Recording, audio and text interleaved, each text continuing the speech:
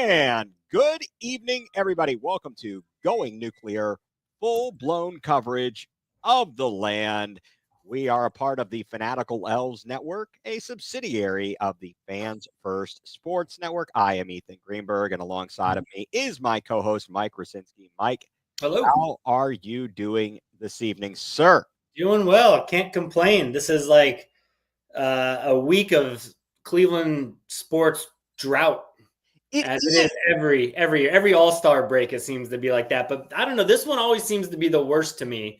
There's literally, besides spring training going on and maybe talking about the draft when the NBA All-Star game happens, there's like literally no other, at least Cleveland professional sports to talk about.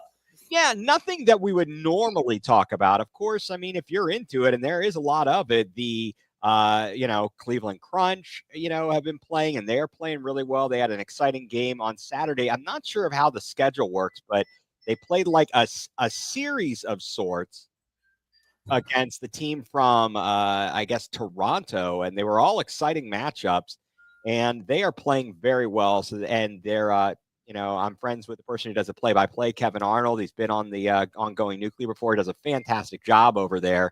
And so the Crunch is doing all right. You've got the Lake Erie Monsters. I haven't had a chance to, or the Cleveland Monsters. I think they were, at one point, I thought they were Lake Erie, but now they're the Cleveland Monsters of the AHL. And I've been kind of following them, but not too closely. So, yeah, it has definitely been a bit of a dry spell around here. Nevertheless, there's always something going on in the news, right?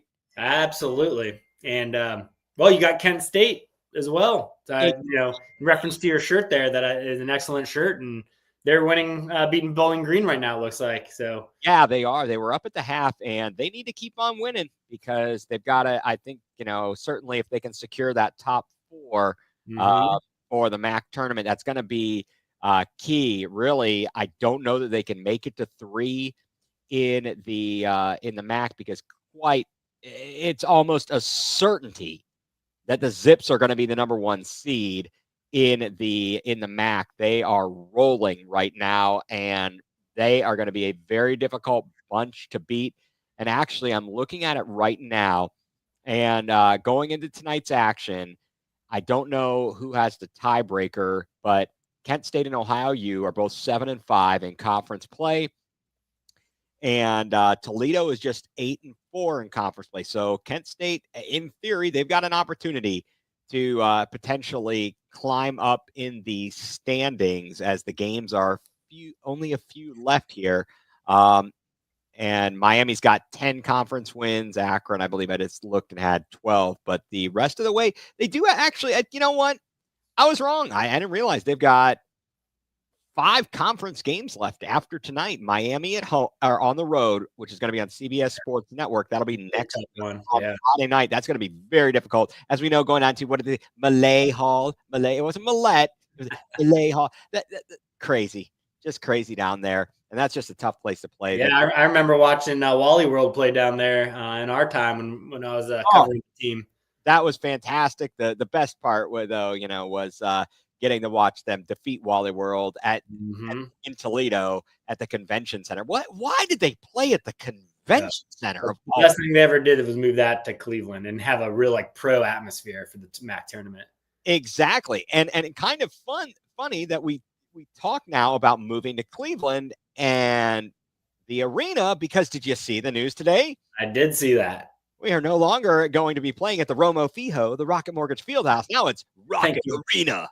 I like that even better. That's a win. Yeah, I think it is. I mean, I always, it's always going to be the gun to us, or the cube. But going to change it over to Rocket Arena.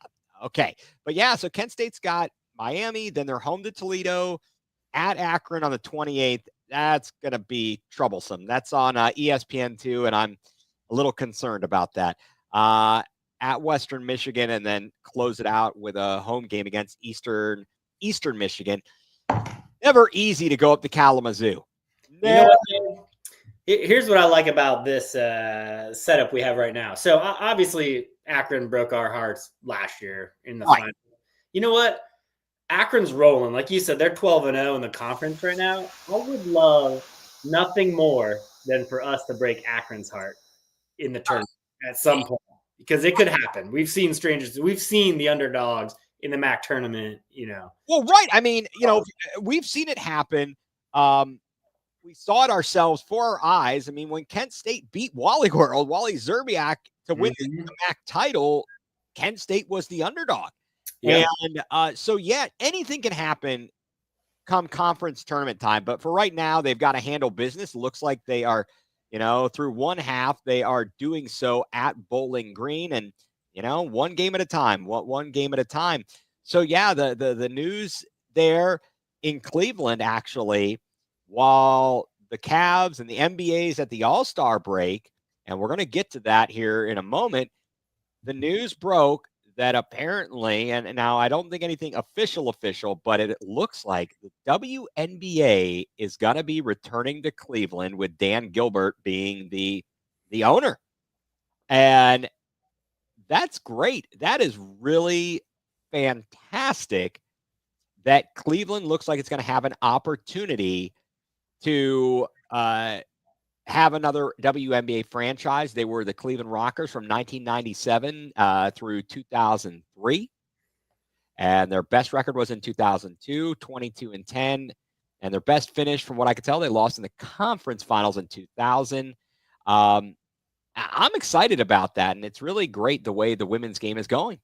Yeah, absolutely. I was a little surprised when I saw that news too, seeing the other cities that were up to get an expansion team. Like it looks like Cleveland beat out Austin, Charlotte, Denver, Detroit, Houston, who's another WNBA former city, Kansas City, Nashville, Philadelphia, which is a huge city, Milwaukee, St. Louis, and Miami, which also hosted a WNBA team at some point too. So it's really a testament, I think, to what Dan Gilbert has done to really make it a world-class facility. What I heard is the Cavs are getting their new practice facility down by the river, which is supposed to be number one, state of the art. And then the Rockers would move into the Cavs' old facility, which is supposedly also still state of the art. And then they'd obviously be playing at Rocket Arena, which is a just renovated arena as well. Exactly. Oh, Factor Sadness, you are chiming in more L's in Cleveland. Well, in theory, it could be. You know what? You know what the L is for? Ladies. Ladies in Cleveland. Yeah. There you go. That's what it would be. No, I am definitely pumped about that. And it's really, again, as you said, a testament, to what Dan Gilbert's doing and the Cavs organization. Also, just a testament to how the women's game has come along, especially in recent years. The WNBA level of play has come way up, and certainly the exposure from Caitlin Clark and Angel Reese over the past few seasons has elevated things. And Cleveland hosting the Final Four last year, that was amazing. They really, really put on an amazing show. And the other day, I don't know if you saw, Connecticut went into South Carolina and broke their home winning streak, which was like at 70 or 71, and they put a beat down on them. Nice. And it's, I mean, Connecticut, you thought about it, 15, 20 years ago, you couldn't beat them. Yeah. You for year after year after year, Gino Auriemma puts out winners for the Huskies. And so now other teams, the past couple of years, South Carolina has been crazy good. LSU, had a heck of a run and a national championship. And Iowa fell short a couple times. But just the women's game of basketball has certainly gotten a lot more recognition and a better following. And, I know that some people, maybe it's not their cup of tea, but calling women's basketball, even at, college Division III level, you can see that there are players with a lot of skills. And in fact, I think the fact that the women's game doesn't rely on dunking and so on and so forth, it requires a little bit higher level of skill sometimes, or more fundamentals even. And believe me, they do more than fundamentals. Mm-hmm. So, yeah, I mean, and you know what? Totally agree with everything you just said. But bring up another point too, is that, you know, when we had Tim Alcorn on a few weeks ago, he said he was like the only person he knew that went from broadcasting high school games straight to the NBA. So could you be the next person that goes from broadcasting D3 games straight to the WNBA? Well, you know, that's my goal. That is my goal right there. I will also be the janitor if that's what it takes. That I will do whatever it takes. I'm thinking of starting a online campaign, or you know, I don't know. I got to come up with a hashtag. Maybe I need to wear some shirts, get everybody wear, you know, and we really need to get some energy behind it, because I would love nothing more than to transfer the skills and the enjoyment I have for broadcasting and doing women's basketball. And you know, it's not a second class, you know, sport. It's, you know, it's top of the notch. These players are amazing, and they deserve just as, you know, they deserve just as good a coverage as anything else. And Agreed. I would love nothing more than to support Cleveland, you know, where my heart is, and be the voice of the Rockers. Nothing could be greater in my mind than to have a chance to do that. And if, like I said, if that meant me cleaning out the toilets, you know, I might have to do that too. Whatever it takes, quite frankly. Yeah, So, well, maybe we'll have to designate a section in the show to Rockers basketball or WNBA basketball. I think we should. Absolutely. Going forward. Yeah. Definitely. Now, Angel Reese builds houses too with bricks. Well, you know, brick houses are very strong. I mean, and the Three Little Pigs, that was, you know, that's good stuff. Yeah. So, okay. Now, the All-Star break. It was, it was something. I watched because of the Cavs that were participating. I didn't watch on Friday night, maybe for a few minutes of the G League, the Rising Stars, because they played a mini tournament, and to see who was going to advance on to Sunday night. I watched a little bit of it, but definitely Saturday night, I was curious to watch the skills challenge with Mobley and Donovan Mitchell. And I wanted to see the 3-point contest with Darius Garland. And, you know, since I was already watching, might as well watch the dunk contest. I could not care less about the halftime or the entertainment portion of it. That means nothing to me. But it's not great. The best action, the best stuff that was going on Saturday night was Team USA and Team Canada in the nations face-off, having 3 fights in 9 seconds. Now, can you explain this to me? So, what is going on in hockey right now? All right. So what's going on, Mike, is rather than do their traditional All-Star weekend and All-Star game, from what I read, because the Winter Olympics are coming up in 2026, and the NHL players will once again be able to participate, they did this event as opposed to a traditional All-Star break. So they did a round-robin tournament, and actually now the championship will be Team USA and Canada on Thursday night. The game will be played, I believe, in Boston. And, you know. So is it all-stars from like Team USA, Team Canada, or do they still announce an all-star team and then they just form their own?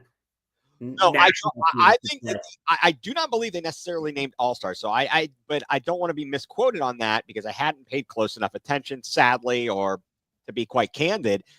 But these are, you know, obviously the best of the best. I don't think that I believe you have 4 teams, right? So I don't know if all of these players would have been necessarily all-stars if you did it in another format, because you've got them evenly, you know, you've got squads from Canada, the U.S., what was it, Finland, and maybe Sweden, but I got to look here because I can't remember in the round robin here. Yeah, Sweden was in it, and let's see, who did Canada beat? They beat Finland. So Finland, Sweden, Canada, and the U.S. And so the energy behind this, that was the best thing going on Saturday night, quite frankly. Yeah, so, the reason I asked that is, look, should the NBA go to that format? Because obviously they're trying different things right now because last year's All-Star game was atrocious. I watched 0% of the All-Star game this weekend, and I don't regret it at all. And so they're trying to get more interest. So should they switch to a format where hockey actually won the narrative this weekend over the NBA, which rarely happens? There's 125 international players on NBA in the NBA right now. So you could easily form a USA versus the world, or city up with countries, or however you want to do it. There are ways to, I guess, make that happen. Right. No, I completely agree with you. They've got to do something. The issue is, and I've heard this, and he's spot on. I was listening to Gerard Cherry, and one of the things he talked about is that, the money isn't the thing for them, and so they don't need it. They have plenty of it. So I mean, what's the motivation to perform in the All-Star game? It's lost all its luster. And it's also kind of part of the change in the culture. Think about all these kids and all these players now. They may have played together in like AAU when they were teenagers. They all know each other. They're all buddies. There's very few people there. There's a lot of animosity. Whereas back in, when we were growing up watching basketball, man, there was some fierce rivals. And I don't know if you could put certain players in the same room and there might not be a fight. But it was awful. It was they had to try something, because clearly the guy's not trying hard led to this, because they're scoring 200 points in a freaking game and nobody's playing any defense, and it means absolutely nothing. Nobody acts like they actually want to be there and actually care. I said this last week and I still stand behind it. I think you should name the All-Stars and be done with it. You don't have to have a game. Maybe take a week off so the players can have like a midseason break. And that's it. Like, it's probably, I wonder if it costs the NBA more to put this thing on than, money they even get back from this thing. So really, what are they going to lose by naming All-Stars and just, Oh, yeah. Television rights and everything. I hear what you're saying, and I'm actually in that same camp with you. It's kind of along the lines of the garbage with the Pro Bowl in the NFL, and I'm glad they got rid of the game, especially, now, the injuries is a lot more of a potential issue in football than it necessarily would be with the basketball. But at the same time, if these guys aren't going to play hard, if they're not going to play defense, then, it's not good. Now, did you see the craziness of the weekend? So first of all, you got Draymond Green mouthing off, okay, Mr. Donkey himself, right, coming out on the TNT set pregame, and he's all pissed off about the group of quote unquote the rising stars. They won their tournament on Friday, and these are guys who play in the league. They're just like rookies. It's like Zach Edey, to name one that you might actually know who they are.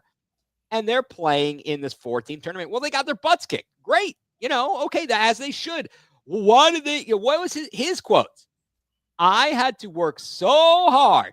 To play on Sunday night of All-Star Weekend. And because ratings are down, because the game's bad, we're bringing in rising stars. That's not a fix.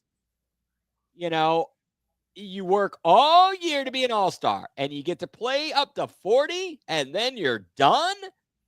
This is so unfair to Victor Wembanyama, who just took this game really seriously. Shai Gilgeous-Alexander, who just took this game really seriously. When you talk about chasing after the points record, Melo, Kobe, and all these guys that had great scoring nights, they don't get the opportunity to do that with this game. Well, first of all, you jackalope. Maybe if you and your compadres had tried a little harder, the NBA wouldn't have had to fix it, because no one wants to watch no defensive guys running up and down the court and doing nothing. That's a glorified practice. Give me a break. It's not even a practice. I've seen guys play harder at practice. Screw you, Draymond. You don't like it. Maybe talk to your fellow players and do something about it, okay? Nobody cares about your stupid scoring points record in the stupid All-Star game. Shove it. Shove it. Nobody cares. Did we go going nuclear early today? We might have. I love it.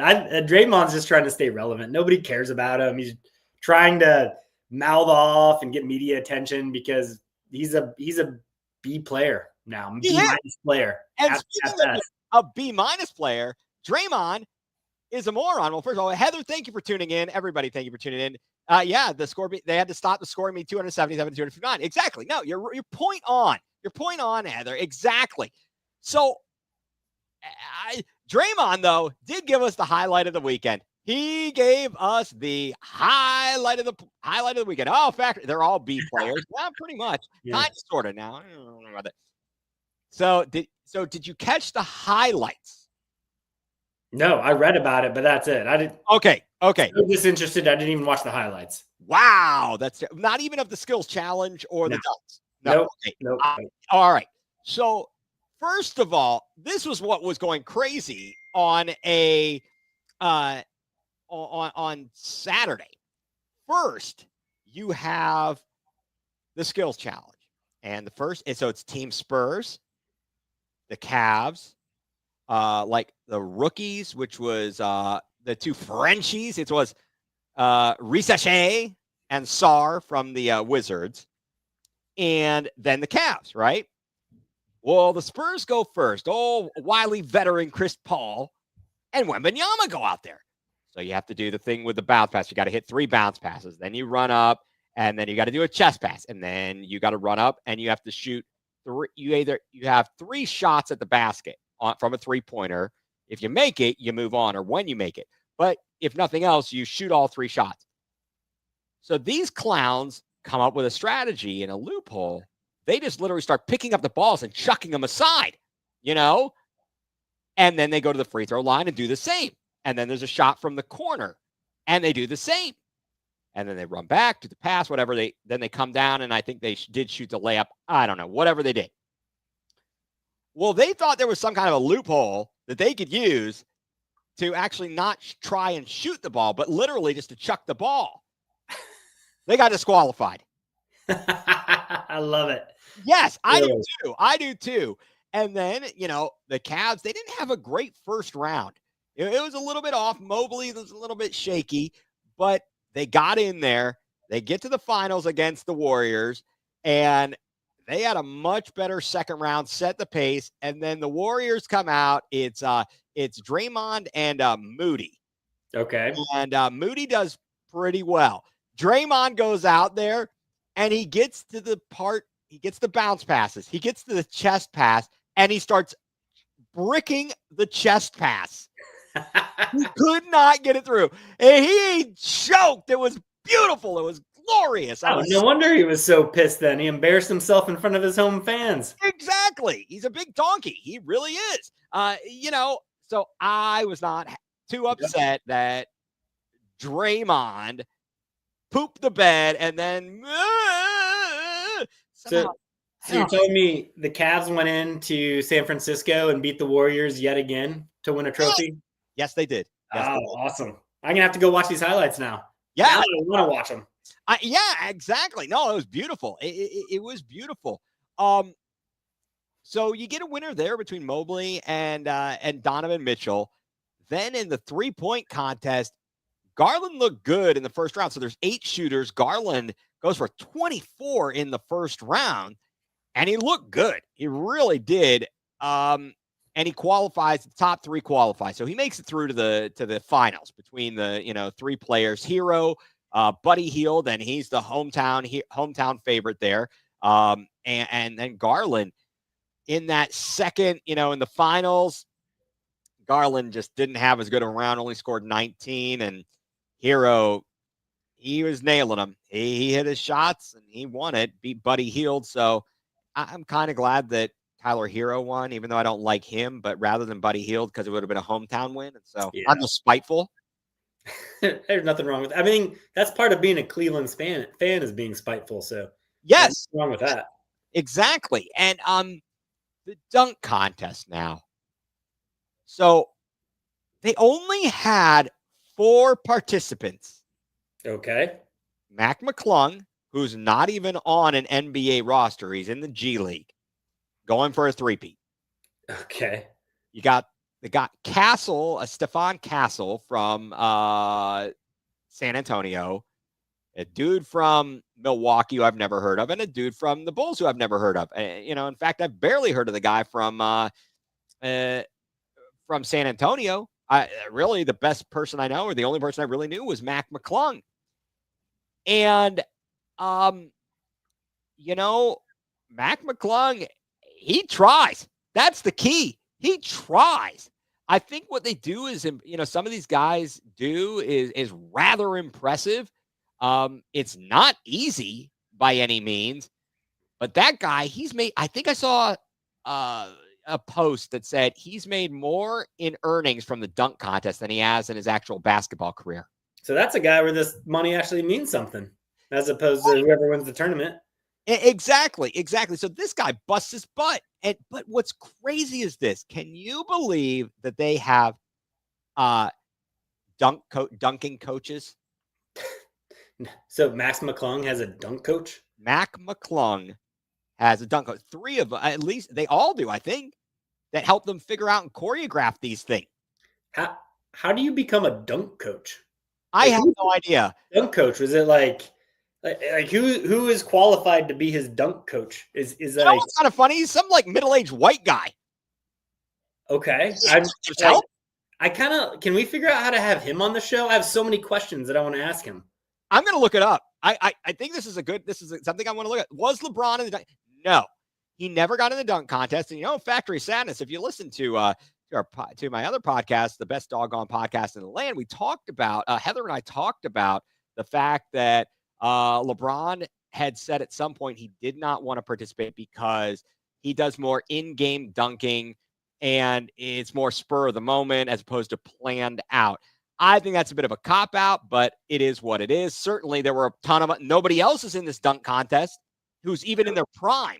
So when did that change? When did we go from the NBA All-Stars, wanting to show off, to now we have G Leaguers in the dunk contest? Like, when did that change and why? I'm really not sure. I don't know when players just were gave up and it doesn't make any sense to me why they wouldn't want that crown. Sure, you're not liking LeBron's story there. Okay, well, I understand that. And the you used to see even guys like Blake Griffin. He wasn't a dunker, but he participated in the dunk contest. Now he jumped over the hood of a Kia. Yeah. Long, jumped over the top of the freaking car. Now, what was the best moment of the dunk contest is one of Mac McClung's dunks. There's a guy spinning around on a hoverboard, the 2-wheel deal. So he's rotating around, and there's another guy on a ladder, and he's holding the ball up. So Mac McClung goes, he jumps up, grabs the ball from the guy on the hoverboard, dunks it, takes with his right hand, takes his left hand and dunks the ball that's on the guy's holding from the top of the ladder. So I said, I tell Emily, I tell my wife, I say, oh, you got to look at this, check this out. And she's like, what did he do? It's like his other hand is out there. It's not going to do anything. She's like, he just went boop. And she made fun of the guy's dunk. And I'm dying laughing because this is the funniest take I've heard. I'm just I thought it was pretty creative and kind of an amazing feat. And she's making fun of it. Do you think the dunk coach came up with that idea? I think he went to the Dunk Kings. You should have called the Dunk Kings, at Dunkin' Donuts. And yeah, and there it is, Heather. It matters more to the G League guys. It's like college. And as Factory of Sadness is about the players and what they do, because they love the money, not the game. And to that point, if they don't, are we over the dunk contest? Let me just ask this, your opinion, and obviously you are, because you didn't even watch. Well, I think the players are too. If they're not going to participate, if the big name guys aren't going to participate, it shows to me that they don't care about it. They don't care about the prestige. It used to be prestigious, must see TV. It was. It used not to be anymore. on a Saturday after. Do you remember? It used to be on like a Saturday afternoon. Even I think those ones that Jordan was winning back in the day were on Saturday afternoon. So why do you have bigger name players doing the 3-point contest but not the dunk contest? Is it easy because it's easier? I mean, both I don't know. I guess technically speaking, if you're doing the 3-point contest and you're making shots, there's a level of skill there, right? Of actual skill. Dunking, you could do some cool things, but it doesn't necessarily show, hey, you're a good basketball player, you're a bad basketball player. So maybe to that, I'm just guessing. I'm throwing out some stuff here. Now, the one other thing that I wanted to talk about with the All-Star weekend is this. So on Sunday, shortly before the All-Star game, LeBron comes out and says he is not going to be playing. Yes, because they're not getting judged. Good point, Heather. So the 3-point, they're not getting judged. And as she said, their widow feelings would get hurt if they didn't win. That's probably right. Whoa, pulling no punches here. Pulling no punches, Heather. I love it. And so then because it's not bad, it's throw up the ball from half court ball. Well, you're not wrong, Factory of Sadness, to an extent. I think in games look, hitting a shot from as far away as they can shoot, that they do it at a pretty darn high percentage, to be quite frank. So it's not like they're doing something that's just a trick shot. But the thing that was the big news was Sunday evening, LeBron comes out and says, I'm not playing because of his ankle, lingering issues with his ankle and foot. And so there's a couple of questions. One is for you, Mike, was it foul for him to not bow out sooner, such that possibly they could have had a replacement?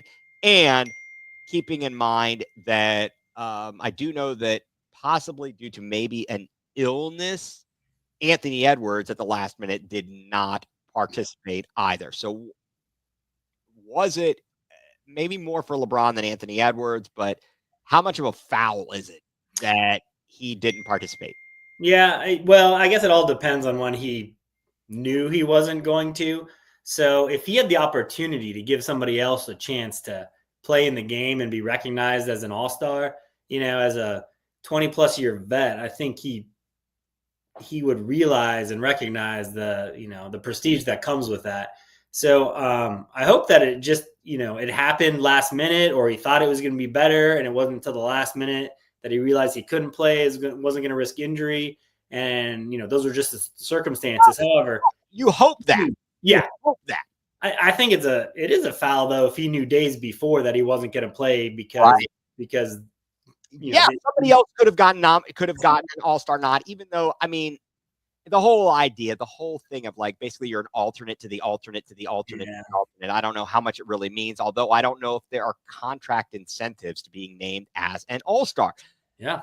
But somebody brought up something, and I wondered, was he making kind of like, Draymond's complaining, was LeBron making a statement to the NBA like, what is this BS that we're putting out here? And again, I blame him. I say, well, hey, if you don't like it, I don't know, maybe get your friends to play a little bit harder. Yeah, maybe he should have pulled a Tristan Thompson and dunked in the last 6 seconds of the game and left by 20 points. Yep. So now here we go. So LeBron doesn't care. It's about him and always be about him in his eyes. All right. So we got a LeBron hater here. Yeah, apparently. and didn't care, didn't even bother to dress up for the photos, and at least do that and not stick out. Well, I don't know. I mean, I hear you. That I'm like, Yeah. but the point being, like, what is he's been in 20, 21 straight All-Star games. I'm sure it's lost his appeal and it's not special to him anymore. Right. There are young guys who it is special to, like Evan Mobley, his first All-Star game. Yeah. And other guys that are younger and up and coming, but also you got to remember there's a fan vote that's part of it. They get nominated by the starters are nominated by the fans. Yeah. So now, and I mean, LeBron's play deserved it too. Like, so he didn't just sneak in by name recognition. He's got the stats this year. He absolutely does. I mean, I know that Factory of Sadness hates LeBron and thinks he's terrible when you compare him to Michael Jordan. But there's different levels and ways to measure the players. The fact that LeBron is now 40 years old and playing as well as he is and putting up the numbers he's putting up, it's fantastic. You're right. There is no comparison. Michael Jordan pooped the bed after he decided to go play baseball because he was about to get in trouble for gambling, and he left the game of basketball. And he comes back, he wins a few championships, great. He retires again like a big wuss, and then comes play and plays for the Washington crappy-ass Wizards. And he sucked. He sucked. Didn't win anything with them. LeBron's won everywhere he's went. Exactly. Oh, you know who the GOAT is then if we're going to talk about titles? It must be Bill Russell. It's Bill Russell, right? He won 10, 11. Bill Russell's the best. Screw Michael Jordan. I'm sick of his sorry ass. Go to hell. Go to hell, Michael. We're on Going Nuclear Part 2 already. We're only halfway in. Exactly. Michael Jordan can kiss my butt. He could take his gambling sorry ass out of there. You know, he was a pompous ass when he's talking on The Last Dance. Shove it. I love it. I don't care. It doesn't matter. Hey, why don't you put LeBron James? Who did he drag to the finals in 2007? Delonte West? You got some, which other losers did he drag to the finals in 2007? Boobie Gibson. Nah, man. You're a chump, and you should have to revoke your right as a Cavs fan for having gone to the parade and shut up. That's what it is. You can't. Who can't? It's a team game. Yeah. 4 wins too, by the way. 4. Oh, thank you. Good call. Appreciate it. No. You're right, because it's a team game. Thank you. You just proved my point. Well, I mean, so did Jordan. Look who his surrounding cast was. Yep. Another Hall of Famer, Scottie Pippen. Which other Hall of Famer? Kukoc wasn't, well, he came later. Rodman. Yep. Rodman was a Hall of Famer. I don't know. Oh, what is it? Burn your house down and you still. No, I think I'd be pretty mad if he burnt my house down. I'm trying to what incentive would he have to burn down your house too? That'd be. I don't know. That'd be a great story though. It would be. Okay, who cares? He left us. Oh, so here's the real story. Now we get to it. He left us twice. All right, I will agree. The first time around was effed up in the way he did it. I don't blame him for going on because he wasn't winning here, and I don't blame him. It was the way he did it, right? And leaving the second time, he went out there for business reasons, for family reasons. His kids playing basketball there. He made a personal choice, and that's okay. But he came back here and took us to 4 straight finals. If Kevin Durant isn't a chump too and go ring chasing, and Kelly Olynyk doesn't rip Kevin Love's shoulder out, Cavs probably win 2 or 3 titles. So I don't even know, man. I don't even know. Well, you know what? He actually didn't need a super team to win in LA. It was him and Anthony Davis. Granted, it was in the bubble, but there ain't no super team over there. That ain't no super team. Well, I will agree. Durant is a chump. Yeah, there's something we can all agree on. Yeah, we can definitely agree on that. Okay, they're all super team chasers. Actually, and so the NBA has kind of fixed that. With these aprons and yeah. So anyway, so I digress there. And with that, let's take a quick time out to thank our sponsors. You are tuned in to Going Nuclear, full-blown coverage of the land.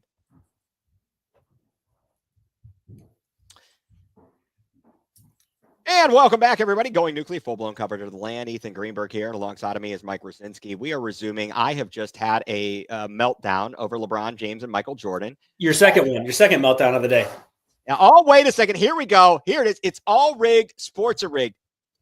Mike, I'm losing it. You don't have to pop up all of those comments.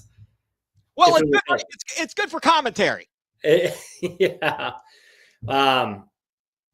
Yeah, I don't know what to say to that. I mean, I think Factory of Sadness, he's at least watching the sports, or else he wouldn't be commenting.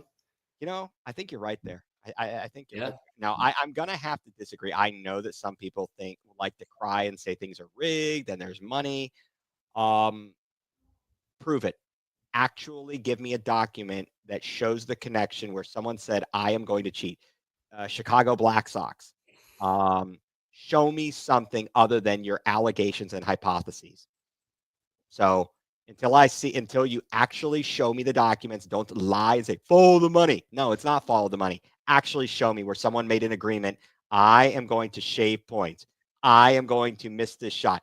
I mean, when they do that, then I'll follow the money. Vegas never lies. Well, Vegas wasn't always, Should we follow the money to a team people say never spends enough money? And we should. I think that's a great segue there, Mike. Thank you for saving my own stupidity. All right, that's it. We're going to go for the land. We've let them know. I let everybody know what I thought. Now we are going to say this one is for the land. Mike? That's right. It's a team that people say the Dolans are cheap and they don't spend enough money, but they always make the savvy moves, and they've been a competitor for the last decade plus, and they are so fun to watch. So I am excited that spring training is happening. It's happening now. We've got all these minor moves that the guards are making, but I think they're going to make a big difference when the season starts. Yes, absolutely. Saturday afternoon, the Gardos start spring training with a face-off against Tito. Yeah, what a way to start off spring training. I know. That is a heck of a way to start off spring training. So let me ask you this, Mike, because I am, I used to always listen to the radio and hear in the Cactus League, hear the things about spring training. Always a L for the land. Yeah. No. What can you really take away from spring training?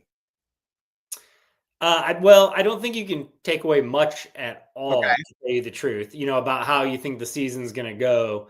It is more just a tune-up. It is a way that some of the younger guys can prove themselves and can, even if they don't make the team out of spring training, I think the coaches, they get a look at them, and these are the guys that will be called up first if there ever is a need. Trying to think of the young guys last year. I think Christmas was, yes, Smith, they all impressed. They weren't guaranteed roster spots, but because of their spring training, they made it. So it's fun to take a look at the young guys and see how they do. The veterans, it's just a tune-up for them. Right. So we really need to avoid them getting injured. So basically it's get your work in, but stop getting injured. I have got to find out and see if we can figure out the correlation between the rash of injuries and types of injuries that players are suffering now that maybe they once didn't, suffer back in the day. I mean, what is the deal with in all sports with soft tissue injuries? What is is the whole thing with everybody needing Tommy John surgery because they're throwing too hard at too young of an age? Are they, is it that they're trying to put too much torque and spin? What are they doing? I mean, somehow we have all this sports science and nobody can manage to figure out how to keep these guys healthy. Yeah. I wonder too, if it's just, back in the day, even before our time, professional sports were still just seasonal sports where your body would get a rest when it wasn't in season to play. Players would have second jobs just to, make it through. And now it's an all year round type of thing. And maybe it's just too much stress on the body with like the high level of activity that they're actually doing. Yeah, and you think, and I know that they talk about this with various athletes and stuff, that they've got people that are tracking them to know, like, okay, what's their recovery rate? What's this? And they've got, it's amazing the science that they've got going on, but I cannot believe with all of that science that these guys are still suffering these types of injuries. Like, don't you need to, do you need to stretch more? I mean, what's the deal? I mean, look at Babe Ruth. That guy was like not exactly a specimen. Oh, yeah. Yeah. I mean, I think pitching, though, is a different, that's just an unnatural motion for your arm. That wasn't designed to do that repetitively. And at that velocity and at that twisting motion, too, with all the spin on the balls now. We're batting, I don't know, I guess don't just hurt your oblique muscle and you'll be fine. Right. He was a batter, too. I mean, he was a pitcher, too, Babe Ruth. He was, but not for his entire career. No. What if they're all, yeah, they're all soft. Yes. No, it's crazy. What if baseball pitchers started using the same motion that softball pitchers use? Can you throw a baseball that hard? Like a softball, they get it up there in the 90s too. Yeah. Can a baseball also be thrown that hard underhand?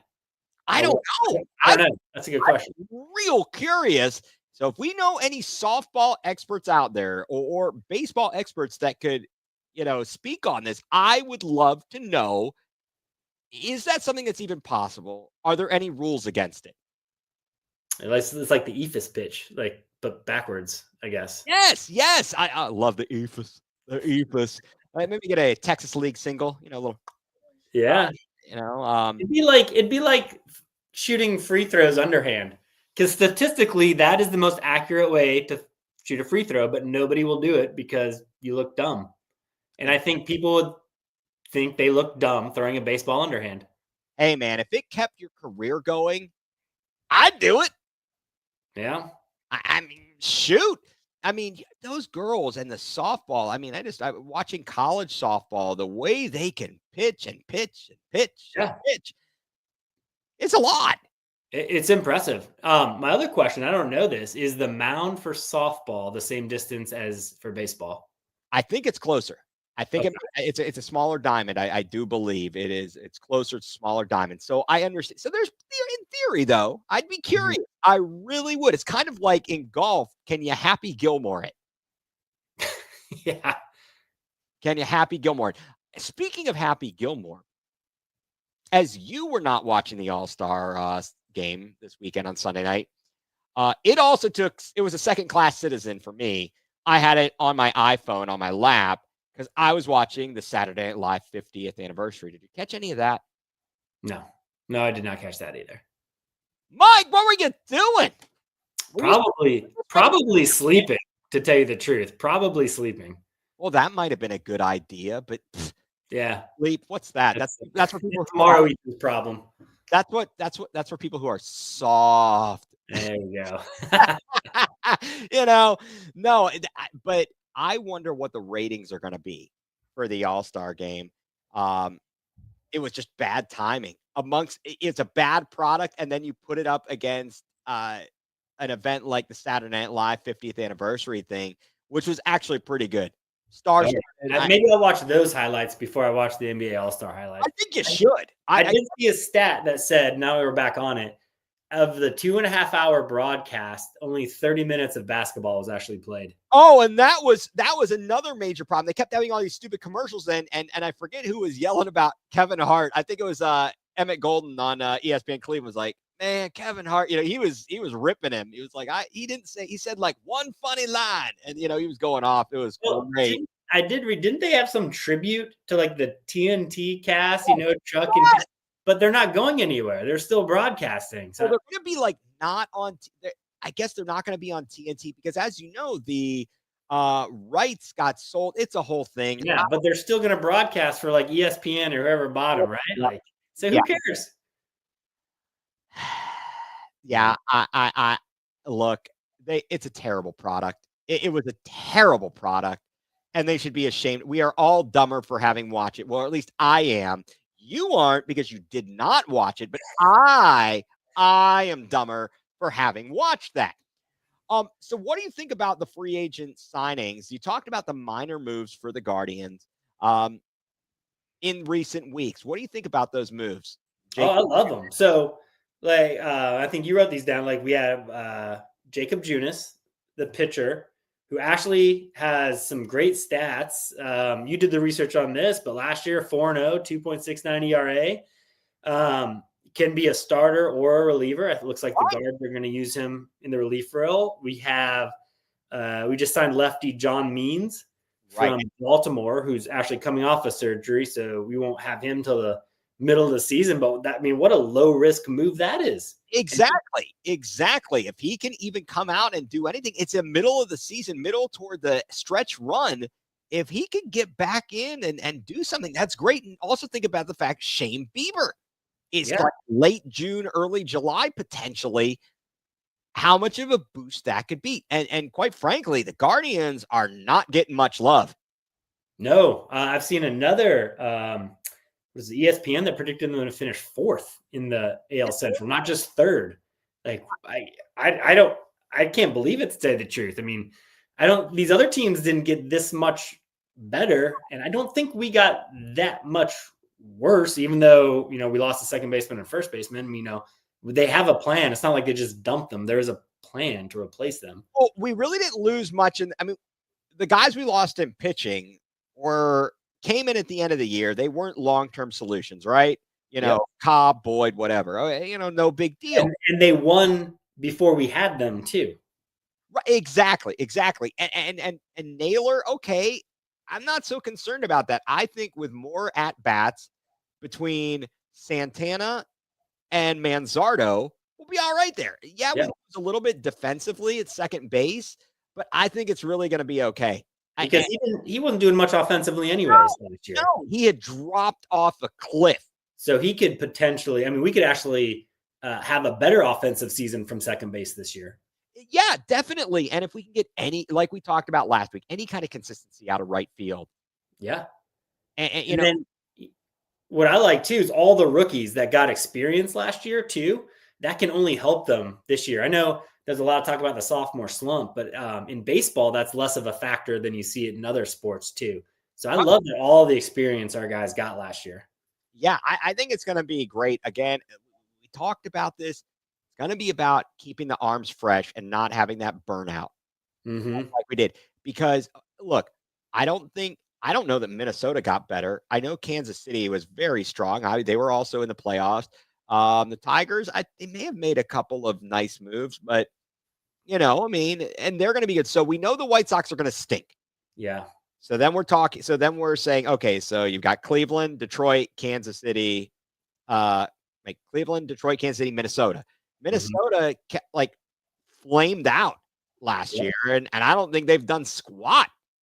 And then Kansas City, they only stayed in it because they had good starting pitching, which they have again this year, but their offense was nothing to write home about last year. They've got some scary offense, though. Well, they had Witt. Right. And Salvador Perez. Yes. And that's about it. They had the one other guy, I can't think of his name off the top of my head, who worked his hand in playoff time, but that's all they have. Nobody else did anything for that team. Offensively. Yeah. So they've got some very good pitching. I think it's anybody's ball game. It really is. So the Guardians, we'll see. I'm excited for baseball. Can't wait for that. Again, I've got to look into that package to get the Guards TV and stuff, because I definitely want to be having that as an option of something to watch. So I know this is kind of sort of off, not exactly Browns related, but I thought it would be interesting and wanted your insight on it. Have you seen all the stuff about Justin Tucker? Yes, that I have seen. Okay. All these accusations are flying. Oh, and then one of their offensive linemen got pulled over for a DUI. within the past, I guess, 24 hours. So they're all is well. All is well. So here's my question. It seems like Justin Tucker is kind of pulling a Deshaun Watson. But I don't see the same level of scrutiny. Is that because he's not a quarterback? Is it because it is not Cleveland? Any theories on this? Well, my number one theory is we'll probably trade 2 to 3 first-round picks to now get Justin Tucker. So that's just, he's a good kicker, and that's what we do. Right. No, I like that. That's a good idea to start with. Yeah. I wonder. I think it's because it's the off season, and he's not involved in some type of mega deal. Right. Probably a little bit because he's not a quarterback too, but he is the most well-known kicker in the league. Yeah. So, I mean, what really I think lofted the Deshaun Watson spectacle is that he got the highest guaranteed contract ever in the NFL for a guy that was facing all of these allegations. Right. And that really pissed off a lot of people. Justin Tucker, like what he did, it is very similar to Deshaun's allegations, but he's not forcing his way out of Baltimore that we know. He's not signing some ridiculous contract that's really going to piss people off. So I think that's the main difference. Okay. All right. That's fair. I just wondering because I feel like guys like Mike Florio at Pro Football Talk, they love crapping on the Browns. They love crapping on Cleveland. The national radio craps on Cleveland like no other. And Factory Sadness is kind of right. When it comes to sports talk, there's only L's in Cleveland. We love taking the L when it comes to the national media. Anytime there's an opportunity to take a big, giant Brown on the Browns, they do it. And I don't blame them because obviously the move they made for, Deshaun Watson was unprecedented and ridiculous. It was a all-in move that was ill-conceived. I mean, it's trying to win, and at the same time, like, where's the scrutiny for like Ray Lewis? He's like a hero. Yeah. Where's the scrutiny to him? That blows my mind too, because he actually he killed a guy. Yeah, and he got off. No, now he's like this hero. They do his dance, they do the whole thing, and all this nonsense. And I'm like, why? Why is it that this jackalope gets it? Why is Ben Roethlisberger? Why doesn't anybody talk about Ben Roethlisberger? What is this? Well, for him, I think it's didn't he like apologize and say, go through some I don't know, some type of classes to make himself better. And people love a redemption story. Deshaun's never apologized or said he's done anything wrong. Yeah, and I don't know that Justin Tucker is going to say he's already deny. In fact, the worst sports organization in the history of sports. Yeah, it's hard to argue that. Yeah. It's hard to argue, although the Jets are pretty bad too. Yeah, but they didn't trade for Deshaun Watson. They did pick up Ron Rodgers. I'm sure the Browns will do that next. I would have rather had him than Deshaun. Oh, yeah. No. He's crazy, but he's not a sort of quote unquote terrible person. Yeah. Now, this Tucker story will probably get more traction too. Once, I'm sure he'll get suspended, and when he starts to miss games next year, I think then it'll get picked up more because this is the downtime in the NFL right now. I want to see more coverage of this, and I want to see more scrutiny of it. I mean, remember when Robert Kraft was in trouble? Yeah, he's rich. Well, right. It's amazing. It's almost a factory set. Follow the money. You get on these. Right. No, and I mean, to the extent, I don't know if what Justin Tucker did rose to there's no pending criminal charges or grand juries. It's just disgusting. It's gross. Same thing as Watson, although because the criminal charges, they didn't find enough evidence for those. But bottom line, he's a scum. He's a scumbag. Right. And Justin Tucker is a scumbag. Now, if this is what you're doing, then I guess you need to face an 11-game suspension. And you need to have people booing all your fans who support you, and you need to have the national media come down on you every single day, every single week. I want to hear it. I want to hear this guy get crucified the way, and the organization, if they don't kick him to the curb. Do you think they will? Do you think they will kick him to the curb? I think so. He's a kicker. He's dispensable, and he started missing kicks last year because he wasn't getting enough massages.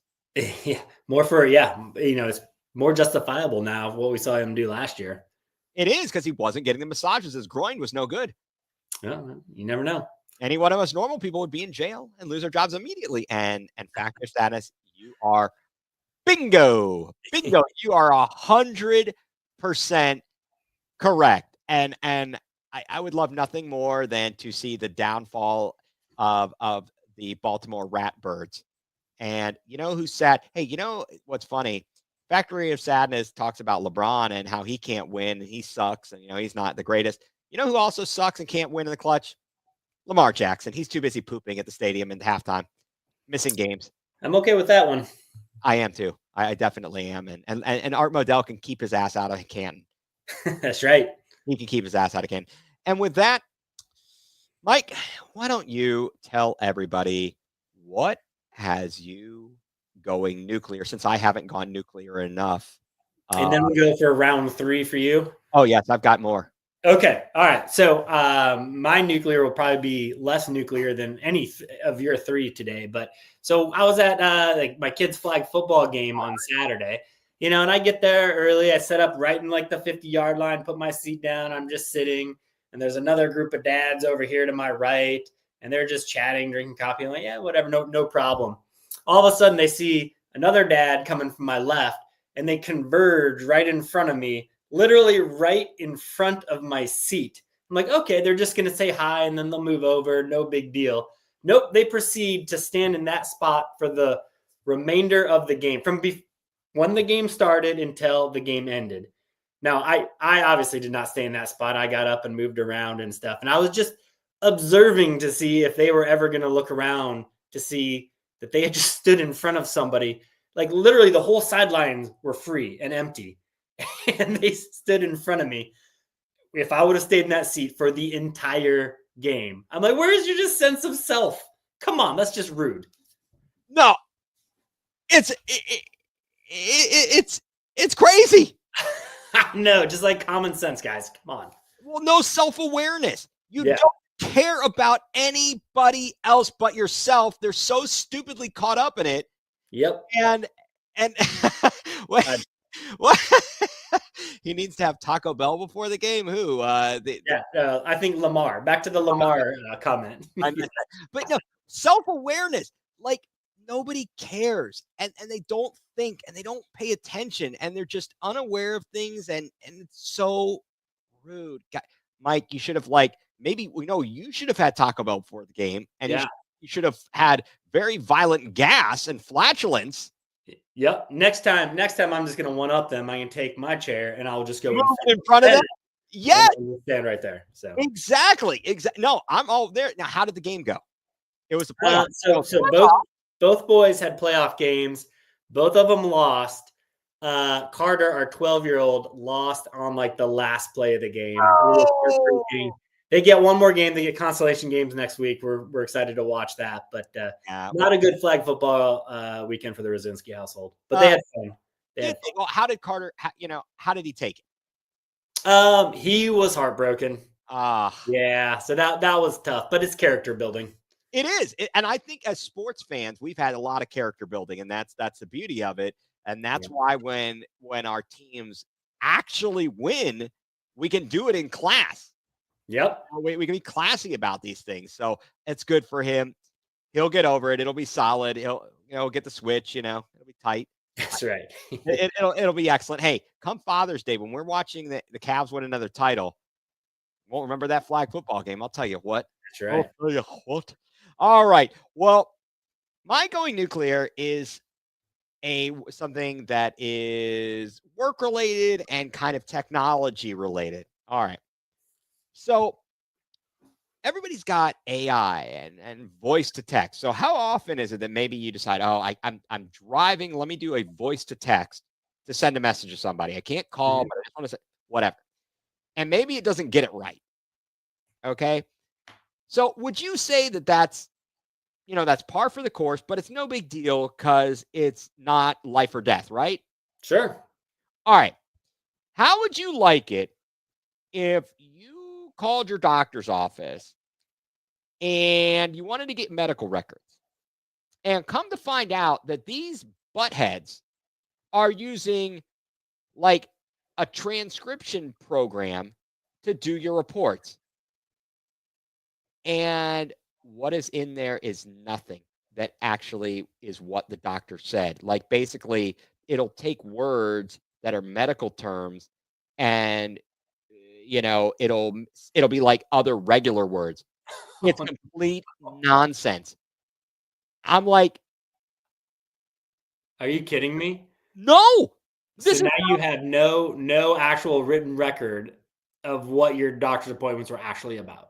Pretty much. A lot of doctors, they're using these transcriptions and they're like, there may be errors. Like at the bottom, it's like, there may be. Well, so somebody else goes to read this record and they see this. How are they going to know what actually happened? If they need to read it in a hurry and you've done your stupid transcription all along, so there might be some chronic condition that's important. And this stupid transcription thing, they've become so stupidly cheap. They went from hiring a person who transcribes it.